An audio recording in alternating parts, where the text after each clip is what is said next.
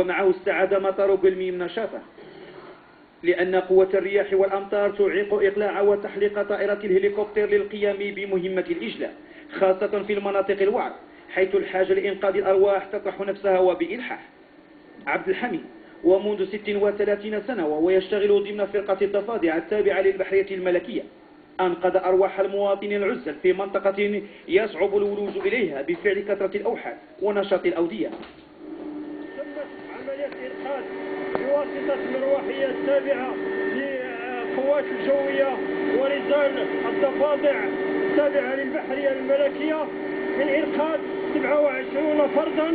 الجو يعني صعيب بزاف، الودان غادي بواحد لاكسيليراسيون ديال الكرة طريق تيريبل.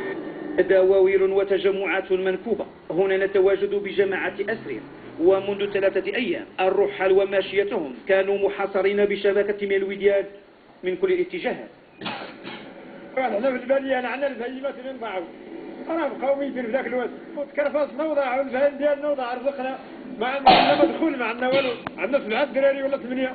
وأنت تحلق عبر هذه الأجواء تعاين حجم الخسائر في المساكن والطرقات والقناطر التي هدم عدد كبير منها.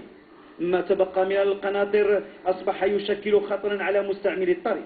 الوصول إلى أطراف إقليم قلميم لا يتم إلا عبر الطائرات التابعة للقوات المسلحة الملكية التي انخرط أفرادها وبشكل كبير في إنقاذ الأرواح من خلال الزيارات المتكررة إلى المناطق المنكوبة. كرفتنا بزاف ولكن الحمد لله على قاعد خير، حمدنا الله وشكرناه. ما تحس لا والحمد لله لا، ولكن كان تكرفت بزاف في البنية التحتية وفي البهاي. كيفاش وجدتوا لهذا الشيء؟ كيفاش وجدتوا لهذا الشيء؟ واش خبروكم؟ خبرونا السلطات الله يجازيهم بخير، والله ينصر سيدنا جاتنا الكبتير حتى لهنا ودنا الدراري الصغار. الكل يسابق الزمن للبحث عن ناج أو عن قرويين ينتظرون النجدة. لا أحد كان يصدق أن تتحول الرمال الجافة إلى وديان تبسط نفوذها على مجال ترابي عاش لعقود من الزمن على وتيرة الجفا.